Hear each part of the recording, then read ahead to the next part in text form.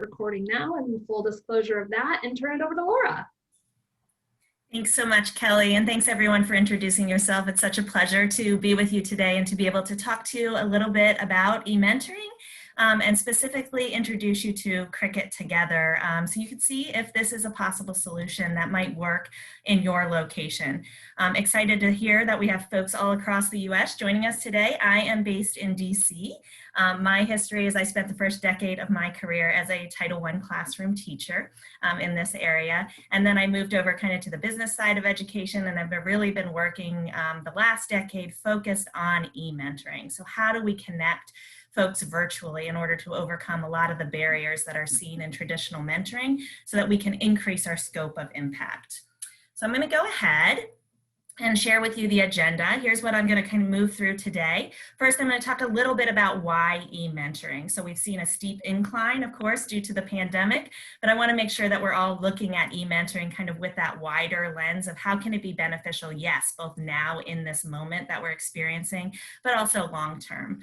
I'm then going to walk into how CricketTogether specifically works as an eMentoring program. And like Kelly said, I'll hop online. I'll give you a little demo so you can get a taste and feel of what the platform looks like and how it feels for people who are participating, whether they're a corporate volunteer or a student or a teacher interacting on the platform. What does that look like? What does it feel like?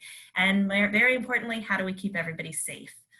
We'll then talk through kind of what are the benefits and how do we see this working within different United Ways and what can we offer.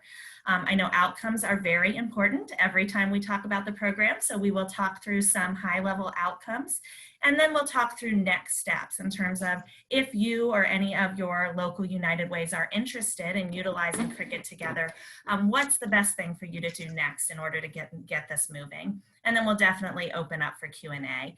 But also want to let you know I am very happy if anybody at any time wants to take themselves off mute or put something in the chat and just ask in the moment too. We can go ahead and make it a conversation. We don't have a very large group here, so that's absolutely fine to do it that way as well. So thanks again for joining me, and hope you walk away to get today really feeling like you have an understanding of what we have to offer and that all your questions have been answered. So I want to start again at that high level of why eMentoring. So a lot of benefits, and we agree with all of the benefits of traditional mentoring, but oftentimes we move to eMentoring or supplement with eMentoring because it can overcome barriers. So when we say eMentoring, we're really talking about connecting people virtually, connecting mentors and mentees virtually versus having that in face-to-face meeting between a mentor and a mentee. And when we say it overcomes barriers, a lot of these are very easy to look at the situation and see, right? We've eliminated distance because you no longer need to be geographically proximate in order to have a mentor and mentee connected. So since it is all digital, the mentor and the mentee can be located anywhere. Definitely a time saver because we're now not having to commute and find each other and meet together personally, but we can hop online and that can happen anytime. Coordination is another barrier to face-to-face mentoring where there's a lot of logistics to coordinate when you're getting people together face-to-face. And then also safety. How do you monitor face-to-face relationships? So some of these things, as I talk through eMentoring and what we have to offer, we're able to overcome a lot of these barriers. The benefit of that is inclusivity, number one, right? We can now really reach out and have a lot of people mentor that perhaps couldn't mentor in a face-to-face situation because of some of these barriers or because of personal physical barriers. And it also really enables a lot of organizations to increase their reach and their participation when you institute eMentoring. Clearly, there's pandemic relevancy. So like I said, we've had a sharp increase in the use of eMentoring and the recognition of eMentoring over the past 6 months. But as Kelly mentioned, CricketTogether has been around much longer than that, and we will be around much longer in the future. But it is really relevant right now during this time. So if you have United Ways that have in-person mentoring programs that are struggling right now with what to do and how do we keep our mentors and our mentees connected, this is a great option. And we've also heard from lots of folks that even once school is resuming in person for school-based programs, they're not letting volunteers in the building. They're being very strict about who's in the building, so can offer a solution there as well.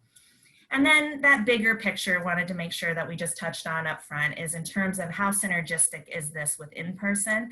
And I want to posit for you today that it's very synergistic. So when you think about any mentoring programs, increasing the touch points increases your impact.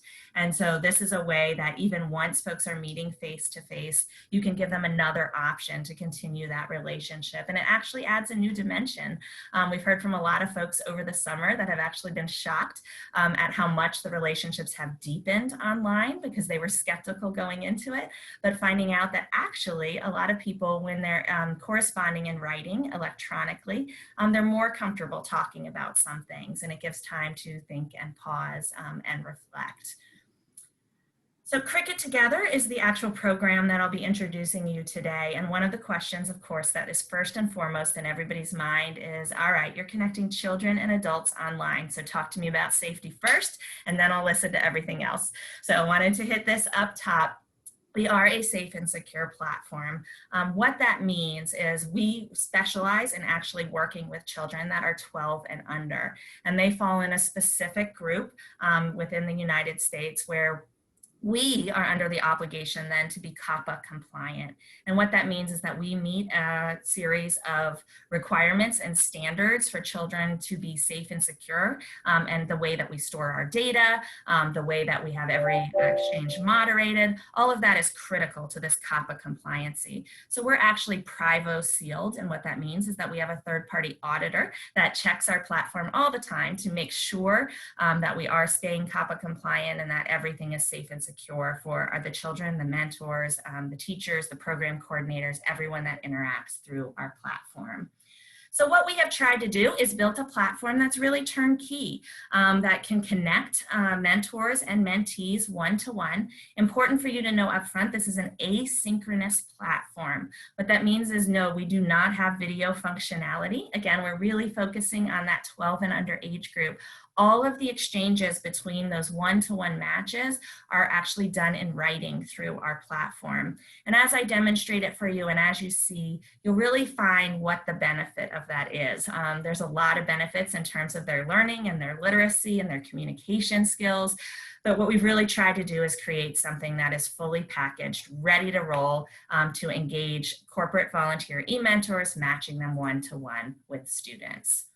So here, this just shows some of the things that we bring together. One of the big pieces that we have is thought-provoking content. So like I said, we've been doing mentoring work for many years. And one of the things that we've learned is that when you have a mentor and mentee, giving them something to talk about and continuing to spark that conversation and put new content in front of them is very important. So our platform does have content embedded, and we'll talk about all those options as we move through.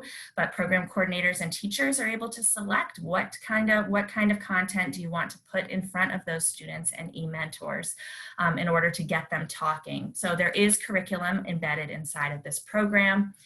Real world role models. Again, we feel that for learning, one of the most important components is that a child has somebody who believes in them, has that relational component, and is really encouraging them and is consistent for them, and is there to answer questions and is there to model. So not only do we have the content, the curriculum, we've already talked a little bit about the platform. We have that safe and secure platform for the interactions to take place on, and then we have those real world role models.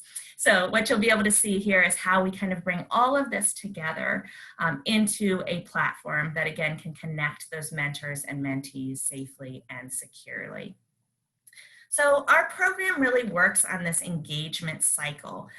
We find that it works for many reasons, but just wanted to walk you through what this looks like first in a diagram, and then I'll hop online and can show you what does it look like and what does it feel like for someone who's involved in this program. So at a high level, what happens is that the instructional leader, so typically in a school-based program, that is the classroom teacher, selects a topic for the mentors and the mentees to communicate about. We have a range of topics. We have things that are social on the social emotional side. So we have units on things like bullying. We have things on solving problems, on why family is important. And then we also have units that go across the curriculum in terms of things that are standards aligned with kids this age are learning in school. So you can find units on things like the rainforest conservation, financial literacy is in there. We have different genres that kids can read through with their eMentors, folk tales from around the world. So lots of different options about how you want to engage, what type of content you want to put there. So what happens is the teacher will select that topic. I'll show you how this all works. Within the topic, they're presented with a range of reading articles, things that they can read to learn more about the topic. And the mentee themselves makes that selection, and you'll see how this works. We present them on a range of Lexiles so that there's something that's there that's accessible for everyone. The system then automatically notifies the mentor and the mentee each read, of course, asynchronously, wherever they are reading. And then our eMentors always write first to the mentee about that reading. We do that for several reasons. One of them is because that mentor can then model. Another reason is because of motivation. They're going to ask that child personalized questions kind of about that reading and really engage them. So the eMentor writes, the mentee responds. They go back and forth about this topic until you move on to another topic. So lots of benefits to progressing through this engagement cycle. It's continuous. Everyone knows what to expect in the program. So this is another key feature of our platform that you'll see here when I hop on, is that when you have mentors and mentees participating online, you never want folks wondering, what am I supposed to do? So we try to very clearly answer that question for anyone who's on our platform. You'll see we really serve up to them. This is the calendar. This is what is expected of you. This is when is expected of you. And it's never an expectation that something is happening synchronously. So I always have some time to get it done. So whether I am a student or whether I am a mentor, that gives me a sense of comfort in that I know I will be communicating, but I also know that I have time to accomplish that. The check marks on here are just indicative of where our points of moderation are. So I mentioned, again, that safety and security that's built into our platform, and we do that for many reasons. This one right here is when the mentee selects the article, the instructional leader, so typically the teacher, verifies that that's a good choice for the student before that announcement is sent to the mentor. And then every letter that goes back and forth between that pair is also moderated. So that's how we make sure we keep the platform safe and secure. So I am going to go ahead now and show you what does this all look like when we hop online. So here I am. Can you give me a thumbs up if you see the CricketTogether screen here so I know we're in the right place? Okay, all right, terrific. I'm going to log in here and show you what this all looks and feels like. And I'm going to be asking you to kind of wear 3 hats in this demo just to get you set up. So you will be wearing the hat as sometimes of the teacher, that instructional leader. You'll be wearing the hat sometimes of the student. And so you'll be able to see what does it look like from a kid's point of view. And then you'll also be wearing the hat of that mentor. Before I hop in, I do want to give you a little bit of insight into how we prepare our mentors. So the business model we're talking about is that we would have corporate sponsors that would come in and their employees kind of serve in terms of employee engagement. They serve as these mentors. And we have an online system, a portal that they come and they log in, and it's really easily set up for them. So they hop in and there's a checklist. There's a couple of things they have to do to get ready to match. One is they complete an online background check. It's all done online. We get the results of that, and then they move to the next stage once they're cleared from their background check. The next step after that is they have to watch our training videos. We have embedded videos online that they can watch at their convenience. We cover the topics of safety and security. We talk about PII with children and what they can and cannot share on the platform. We also address the age group that they're working with specifically and talk to them about how do you provide social emotional support for a child at that age, and how do you provide academic support for a child at that age. So they watch this series of training videos. After they do that, it then moves them into the next step, which is to write their introductory letter about themselves, introducing themselves to a student. We scaffold that for them, give them tips and prompts to write. And once they've accomplished those things, they then fall into the ready to match category. So I want you to imagine as a mentor, you would have been through all of that. You would have a really good sense of what's expected, how to use the platform, and you would be ready to roll. So I'm going to log in as a teacher first so I can show you how a teacher would be able to set this up in their classroom, set up a unit. So we talked about that engagement cycle that we go through. So I'm going to go over to units here, explore units. I'll scroll through really quickly. Everyone starts in that getting started unit, which is the one where we just exchange letters and get to know each other and really build that foundation for this online mentoring relationship that we're going to have. And you can see here we've got science units. Each one of these cards stands for a different unit and with topics that, again, go across that curriculum. I'm in the 3rd to 5th grade version of the program right now, so you're seeing all different unit cards here that correspond with that. So when an instructional leader is in here, they can go ahead and scroll through and decide, okay, which unit do I want to do? I'll go ahead and select that solving problems unit there. And then I just want to show you how easy it is for a teacher to go ahead and add and launch this unit, which means that then all their mentor and mentee pairs will be engaged in it. Simply click on Add Unit, and then I'm going to set the timeline. This timeline is going to appear for all of my mentors and mentees so they know exactly what's going on. So I'm going to say, all right, folks, we're going to start this unit on October 1st. All the kids involved in the program will select what article they want to read, let's say by the 5th. Mentors, I'd like you to write to the students by the 7th, read that article and write. Students are all going to write back by the 9th. Then you can write back and forth as much as you want. We'll wrap this topic on the 13th and we'll move to another topic. So when the teacher is ready, they go ahead and save that unit. And then I'm going to go ahead and show you how I would go ahead and launch that unit. So I'll come down here and I'm going to go ahead and click Start. So what this just did is this just moved all of my mentor and mentee pairs into the solving problem units. So all of my mentors just got a notification that said, hey, we're starting a new unit. It's called Solving Problems, and here's what it's about, that you're going to be working with your mentee on how problems come up in life and different ways that people solve them. So the first thing that would happen then is those kids would log.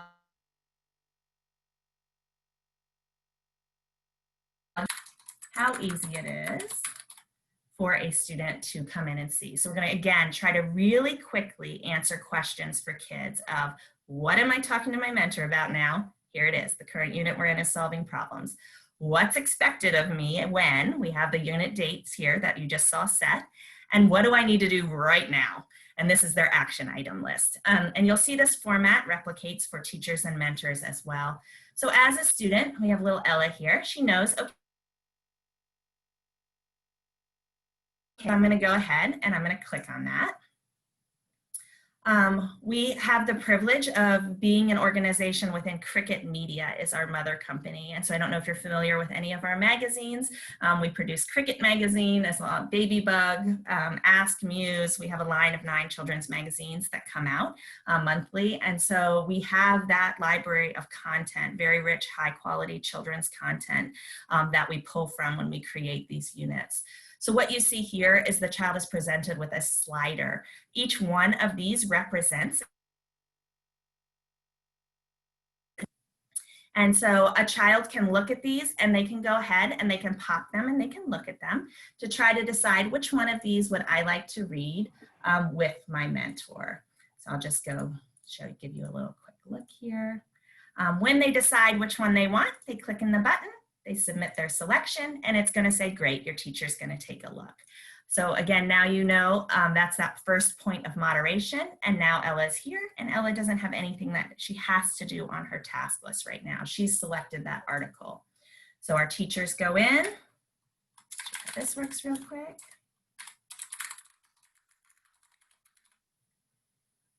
Really easy for teachers to know when they have something to do because they have that action item list. It's prompting me to read the teacher's guide as well, but approve that article. Here I come, there's Ella. That's the article she chose. I can say good choice or ask her to choose something else. I'm gonna say good choice, Ella.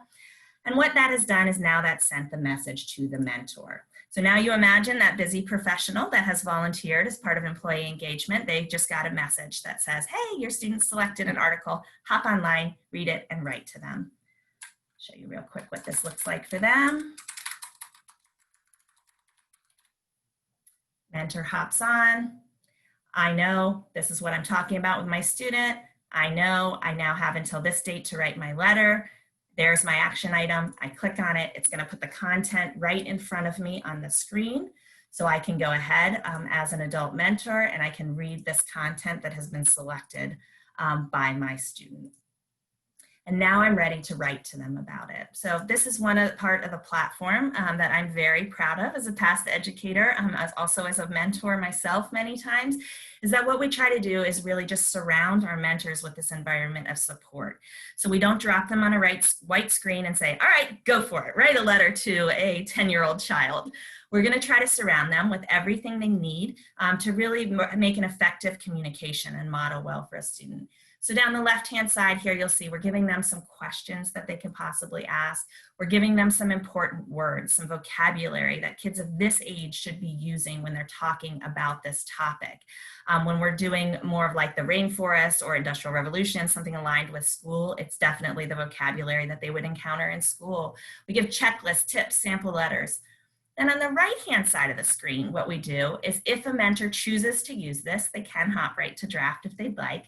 We really prompt.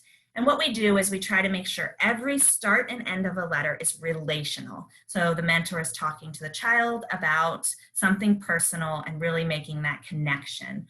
And so I could say, I loved your last letter. I'll show you how this works. And when you click next, it's going to start building that letter at the top. Now I know, okay, now I'm supposed to start the reading discussion. You chose a great article. And a mentor, of course, would write more. But you can see how this works here so that we provide these prompts and scaffold based on the specific topic that and article that the child has selected.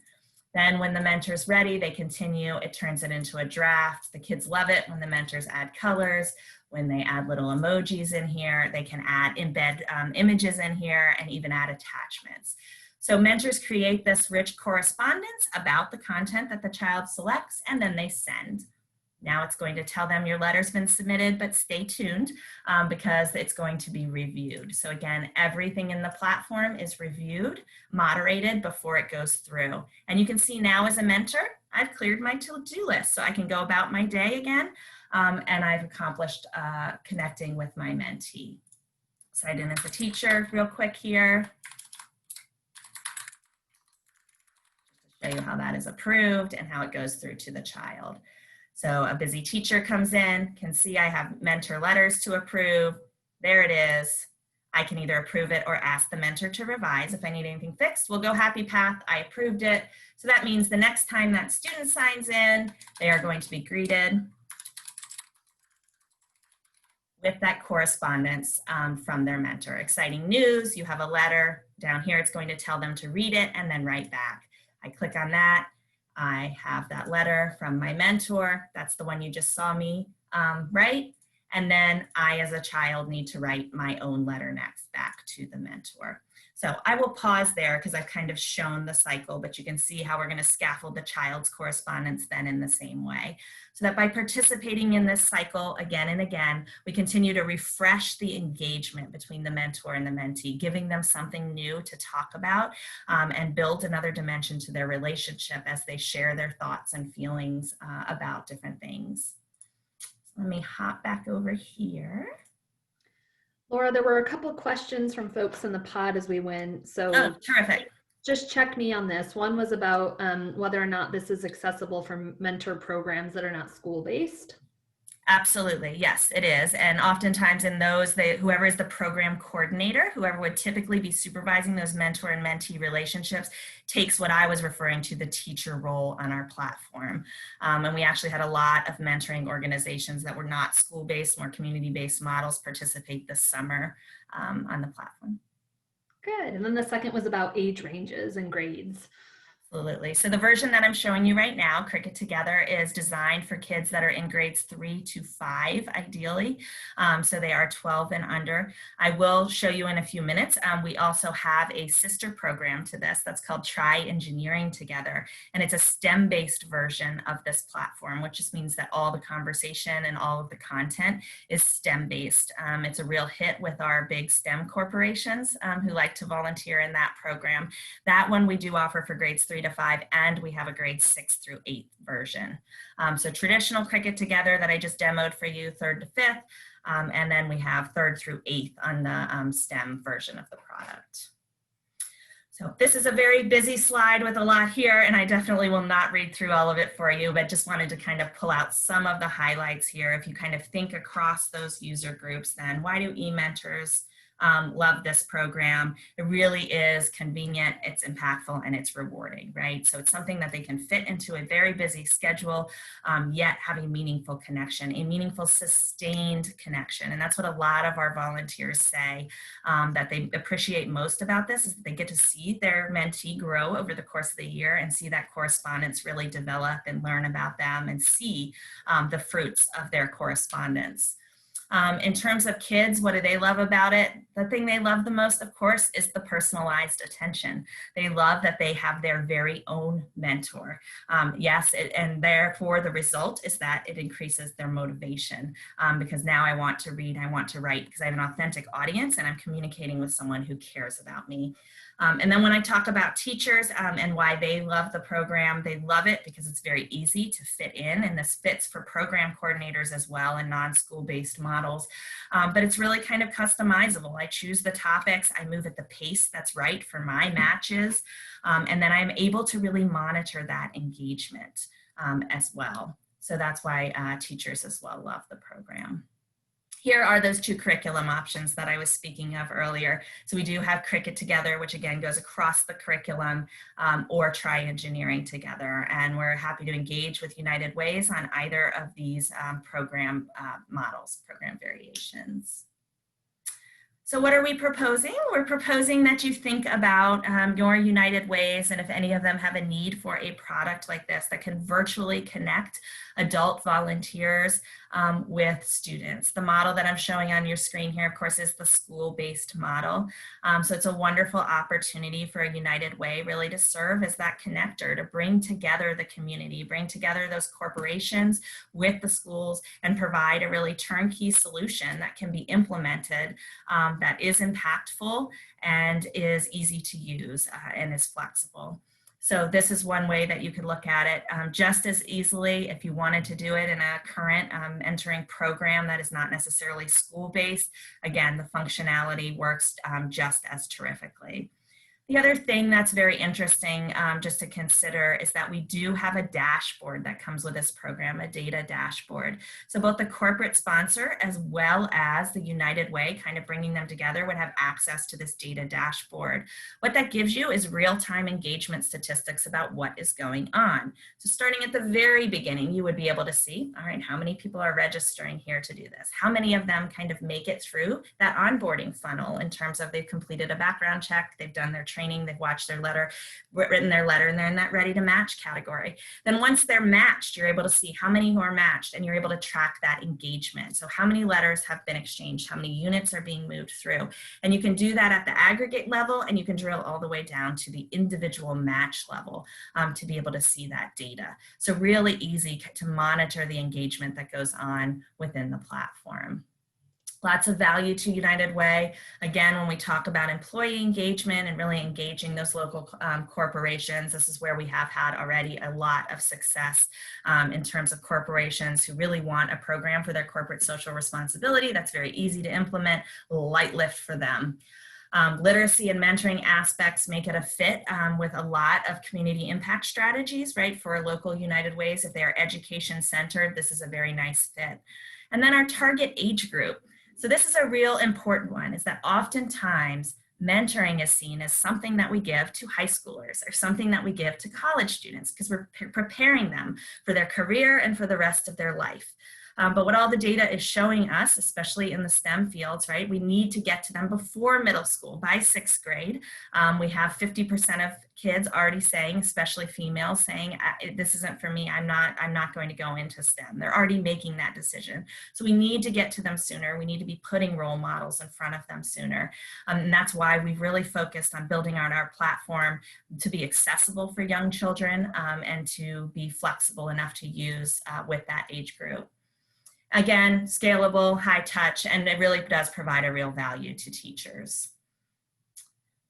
All right. So what is our referral model? So folks wondering about kind of what is the cost here? How can we function and work with local United Ways? And this is the model that we are proposing. So we do have an annual kind of per classroom cost. What that just means is a cohort of about 25 matches. So if you're in a program that is outside of a classroom, you can just think about it in that way, that each classroom stands for kind of a group of 25. This is the annual cost for that size of group to participate in the program, and it includes everything. So when I say everything, that means all of the mentor onboarding training, as well as our teacher training, which we do all live online with them, with our eMentoring program directors who meet with them and make sure that they understand and can have a clean application, as well as meeting with any of our sponsors, training them on that dashboard, how to access all that engagement data and how to read it and utilize it. It includes access to the platform for everyone involved and all the content that's there. So it really is the full package there. This is the annual cost. And the way that we're looking at it is with either United Way Worldwide or a local United Way. They bring together the corporation and the school, that then we would be able to pay out this referral fee to that United Way Worldwide or that local United Way that brings the corporation together with the school, kind of serves as the connector and facilitator of the program. Happy to answer any questions about this as we move on. And then I just had this pop up in the corner down here just to remind me to tell you also that we do have the ability to white label this platform. We actually have several levers within this platform that are customizable, just for you to kind of tuck that knowledge in your pocket, that if you did want your branding on the platform, so for a specific United Way or a specific region, we are able to do that. We're able to do logo lockup in the corner of that so that your branding is seen then across the product for anybody who logs in. Another lever actually within the product is the curriculum and the content itself. So if you have an established mentoring program that has an established curriculum and you want to be able to deliver it through the platform, that is another option that our team, our product team, can work with you to get your curriculum embedded in the platform as well and delivered to the audience. So those are kind of additional things that you can consider in terms of the platform functionality and what it can do. So then what is the program impact here? A few quotes on the screen here, and then we'll move into some data and some numbers. This was Ann Thompson. She was in one of the mentoring programs that came on board this summer. So this was not a school-based model. This was a community-based model. But what she was so excited about was the prompts with the letter writing. And she said that that really helped these kids organize their thoughts. And she was tremendously surprised by the correspondence that was able to happen between the mentors and the mentees because of the support. Second one is Alyssa. She was at Friends Group in New Hampshire. And what she said, she was doing that moderating. So she was serving in the teacher role and moderating the program. What she said was she was so excited because she could actually see for the first time what's happening. In the past, she'd always been trying to monitor these face-to-face engagements, and she knew when they'd met, how many times they'd met, things like that. But by actually moderating the discussion here and the letters, she was really able to get an insight into how each match was interacting and what was going on there. And then the bottom is a quote just from one of our teachers in Loudoun County Public Schools working with Title I kids. And she was just so excited because she had a classroom of 5th graders that she explained it to us that they'd given up hope in school. They didn't want to participate in anything, but then she saw that these kids started running into the classroom asking her, do I have a letter? Do I have a letter from my mentor? So in terms of learning motivation, that's what she really saw soar within the program, which is invaluable when we're talking about kids. So what do the mentees like about it? Here's a couple of direct quotes from students that participated in our program, but just that feeling, mentor making me feel proud of myself, learning from them, having lots of activities, but having someone to share them with. So if you think about our kids, oftentimes they're asked to do things, especially related to things they learn in school, but they're isolated. They're asked to read and then write a book report or read and answer some questions. So the kids really enjoy that they're not only processing this on their own, but they have someone who actually cares about them to correspond with about their learning. So here are some numbers here. This is based on a pre-post survey of Title I, 3rd to 5th graders. This was after a full academic year of participation. What we saw in terms of reading, in terms of their self-reporting of how good they are at reading, we saw a 63% improvement. So at the end of our program, 91.9% of them self-reported that they were good or very good at reading. And so what we know is that when kids feel good about their reading and about their reading skills, they will actually push themselves further and they'll actually choose more challenging material. And so that self-report is actually really important in terms of literacy development. And in writing over here, we had 69% improvement in terms of moving up on our 4-point scale. So 81% of them reported being good or very good at writing at the end of our program. And this is typically an area where 3rd to 5th graders in a Title I school do not have that confidence. And then probably one of the ones that I am most proud of is this 100% at the bottom, is that 100% of our mentees, and this survey was delivered, we had over 800 kids complete it, the pre and the post, agreed that their mentor cared about them and helped them feel good about themselves. And so at the bottom of all of this is that mentoring is relational. And so when we walk out of it with that many kids saying, yeah, my mentor cares about me and my mentor helps me feel good about myself, we know we're moving in the right direction. If you chose to participate in the program, I just have up here some of the logos of the companies, our corporate partners that we already work with that participate in our online mentoring programs. So just wanted to put these up here so that you know you will be in good company, has been tested and works wonderful in a lot of different corporate organizations. So if you're interested, what to do next. So we will definitely send you the recording of this webinar so that you can peek back at it or share it with others if you like. We also have a one-sheeter that kind of gives the highlights of all of this for you to be able to share out with others. We also have created an interest form, so we'll send this link out as well. And that's for if you would like me or my staff to reach out to you and give you more information about, how to get involved. And how we can onboard and get folks rolling, you can go ahead and complete that interest form. And then that's my email address there on the screen as well.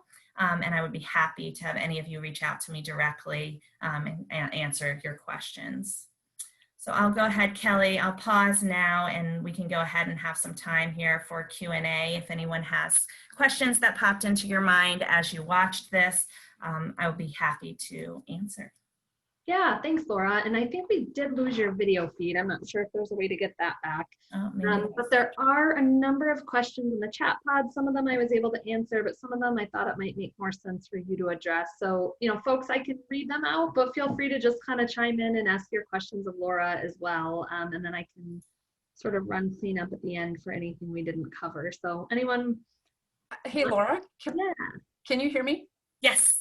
Laura, it's May. I guess just because is Nina Zolt still involved with the organization, and maybe you could say a little bit about the evolution from ePals and into books into this. Absolutely. Thank you, May. She is. Nina Zolt is our founder and our owner. She started actually this work way back in the late 1990s, and she was looking at mentoring in DC public schools. That's where she really started. At that point, they were matching mentors and students.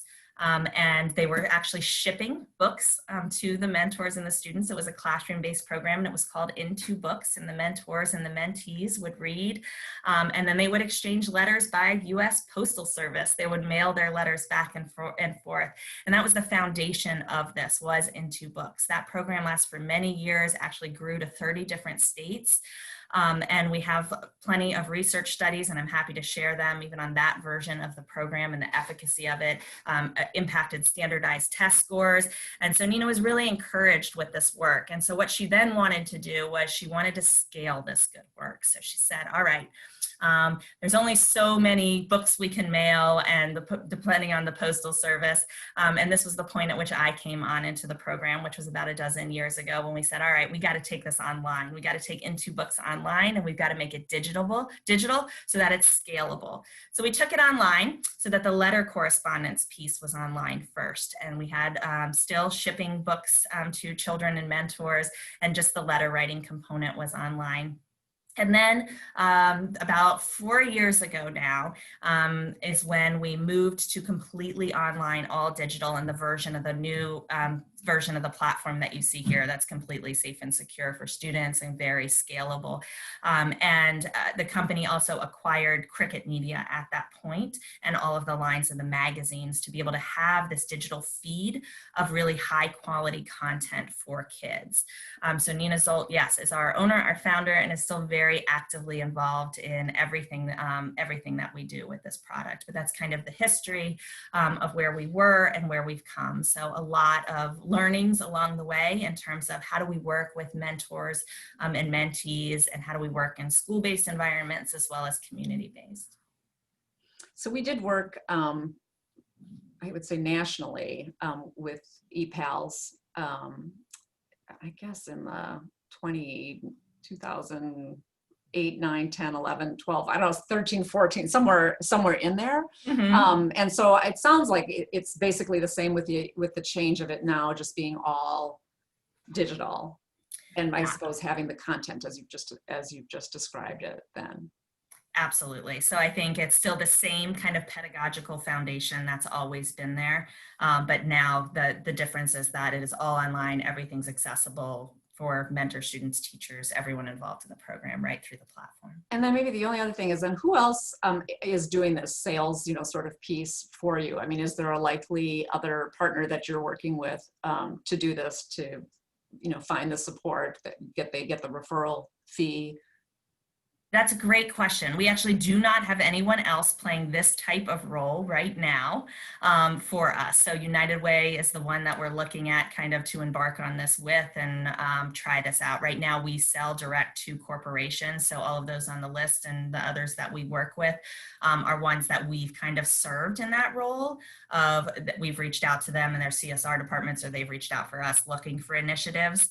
And then we have a pipeline of teachers and schools. And so then we do kind of that magical matching and putting companies together with schools and starting those relationships.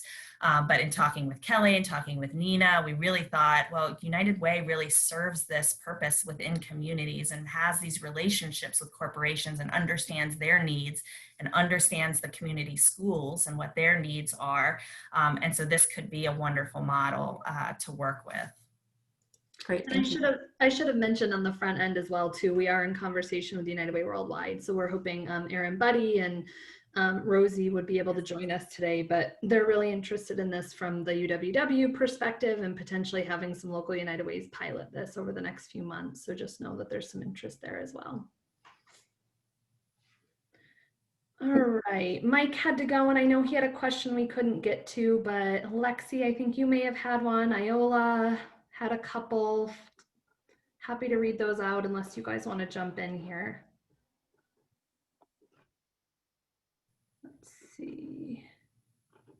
I think you answered mine, Kelly. Thank you. Okay, no problem. Hey, Anita, Kelly, it's Iola. Can you hear me? Yeah. Hey, how are you? I'm good. Good to hear your voice. Good, it's good to see you. So, yes, I'll ask my second one because my first one was answered. Thank you.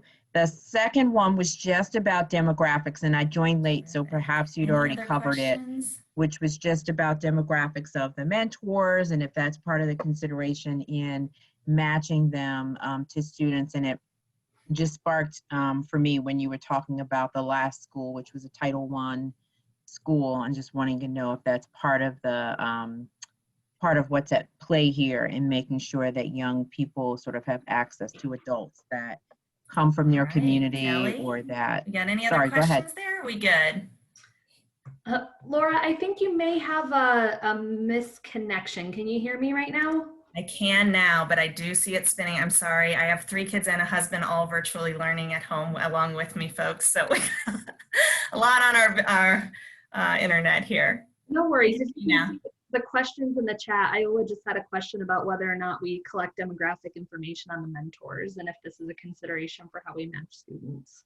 Yeah, we actually do collect some demographic information, and that actually is customizable. Our general model is that we go ahead and we kind of blind match, and we just let we match mentors and mentees fairly randomly, unless we have specific requests. So a good example of that is one of the things we do ask our mentors when they register is if they speak other languages, and if they would be willing to support a second language learner that speaks that same language. And in cases like that, we'll make a special effort to kind of match those. So we do have the ability in terms of mentor onboarding to go ahead and collect any type of demographic information. Our typical model is to do more blind matching than kind of look at all those demographics and do specific matching. But we have, technologically, we have the capability to do that in the information if it was desired. Great, thanks. So this is Anita. Can you hear me? Yes. Okay. So I had a few questions. One is, you mentioned the self-reporting information after the student has completed a course of work. Mm-hmm. Are there specific targets or learning benchmarks that you have for students, and is that determined in some way? And is this really about reading and writing proficiency and skill building, or are there other particular skills involved in the different selections of content? So that's question one. I'll just put them all out there and then you can answer them all at one time. Yeah. The second question is, the $5,000 per classroom is up to 25 students, but if you only had 10 students participate out of a classroom, is that prorated, or that's just a flat fee? And then my third question is, what's the timeline? What's the length of engagement for the $5,000 for a classroom? Is that 9 months of opportunity, or is it 12 months, et cetera? Those are my 3 questions. Terrific questions. All right. So in terms of learning benchmarks and in terms of us setting those as a program, there are things we track in terms of our pre-post, and Anita, I'm happy to send you more information about this afterwards in terms of what kind of we track and benchmark towards in terms of growth and learning motivation is the big one that we really look at. And then there's self-reported efficacy in terms of the reading and the writing development. If you're looking for learning benchmarks, like we aim to increase their reading level or their Lexile proficiency by X points over the course of the year, that is not something we programmatically set and kind of track to. What we do is we meet with each teacher that's implementing the program or each program coordinator at the beginning and kind of talk through what their outcomes are, what they're trying to achieve with their program. So I hope that answers that question, and I can send you more information kind of about how we track and the surveying that we do along the way to gather our data and combined with the information on that we collect on the back end around engagement. In terms of, I think you said, is this program about reading and writing proficiency? And I think the beauty of the program is that it is not just about reading and writing proficiency. So when we talk about what are the benefits of Cricket Together, yes, there is this literacy benefit to it that's kind of course included because we're communicating, we're reading and writing throughout the program. But when we talk about the benefits of the program, there's also really the social emotional side of this about having a mentor and a mentee. And what does that support mean for a student? So I would not say no, that we are all about reading and writing proficiency, and that's the only thing. We really do look at that social emotional component, as well as the learning motivation is another just really big piece of this, is getting kids excited about learning and getting them engaged in content. The question about the what if you had 10 students, is it a flat fee? The question that I would ask is, when we implement this in a school-based scenario, the way that we typically do it is have a whole classroom participate in the program so that every child gets that mentor, gets that one-to-one match. And that's why our model is set up like that. If you had a situation where there were only 10 kids in a group, then we would be happy to prorate that for you and look at the cost for a lower number of students in a group if they were being pulled out. And then in terms of the timeline for the program, our typical implementation and what the costing is that you see there is for an academic year. So we typically do run on the academic year cycle. But again, we realize that programs now, as we're expanding into different mentoring models and supporting different organizations, that if you were looking for more of a year-round annual solution, that would be something that we would be, happy to discuss and happy to implement. There's nothing within the platform that causes it to start and stop on a certain date. So it could be for any duration that any program would want. Kelly, do you have anything to add there? Nope, you covered it well. Great.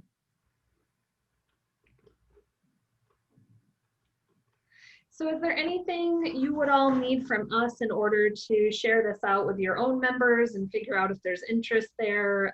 Would just be open to feedback on how you see sort of next steps progressing from your member perspective. Although Anita, is there like a one-pager, like a succinct description of who, what, when? I would love to just include it in updates that I send to the network. And then if it sparks their interest, then of course we can take a deeper dive with them. I can either connect them with you, Laura, or send them the PowerPoint presentation or walk them through it, whatever would be necessary. But just something that's not a lot of pages, just kind of an advertisement, basically. That would be helpful. Yep, we do have that. We'll forward that around to everybody afterward, Anita, and hopefully that'll, would love your feedback too on if that's what you're looking for and that's what you would need. Okay, sounds good. Mm-hmm. All right, well, I think we're right at time. Laura, you're pretty good at doing that demo in the allotted amount of time. It was really great to be with you all today. I know a lot of folks have dropped, but it was good to see all of your faces, and thanks for all of your good questions. We'll send out the follow-up, like we mentioned, with the webinar recording and a couple of sheets after that. If you want to circulate that, and Laura's contact information is included in that as well. So feel free to reach out at any time on that as well. Laura, anything else from your perspective? I don't think so. Just thanks everybody for joining us. It was really nice to have the opportunity to present to you, and please reach out if you have other questions. Thanks everybody. Have a good day.